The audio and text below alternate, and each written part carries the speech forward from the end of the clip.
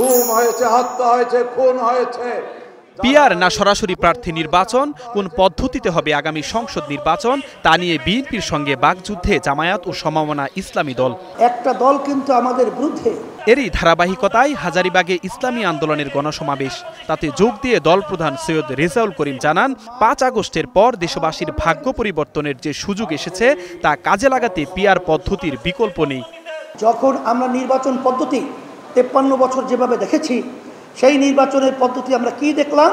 দিনের ভোট রাত্রের ভিতরে বাক্সে ঢুকানো। আমরা কি দেখলাম? সেন্টারকে দখল করে সাধারণ মানুষের ভোট দেওয়ার সুযোগটা দেয়া হয় নাই। এই পদ্ধতিতে যদি আবার নির্বাচন হয়, তাহলে আমাদের দেশের মৌলিক পরিবর্তন হয়। ইসলামী আন্দোলনকে ফ্যাসিবাদের দোসর বলাই বিএনপি নেতা শহীদউদ্দিন চৌধুরী এনির কঠোর সমালোচনা করেন সৈয়দ রেজাউল করিম।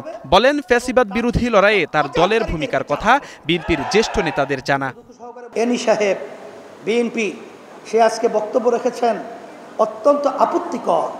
সেখানে আমাদের ব্যাপারে ভণ্ড শব্দ ব্যবহার করে, সেখানে সে ব্যবহার করে আমরা কি ফ্যাসিস্টের সহযোগী ছিলাম।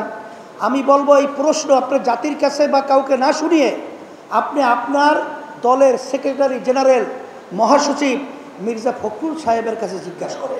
এছাড়া বিডিআর ও শাপলা চত্বর সহ সব হত্যাকাণ্ডকে জুলাই সনদে যুক্ত করে নির্বাচনের আগে তা বাস্তবায়নের আইনি ভিত্তির দাবিও জানান ইসলামী আন্দোলনের আমির। আগেই জুলাইয়ের সনদকে বৈধতা দিতে হবে। Zisan Ahmed, star news, Dhaka.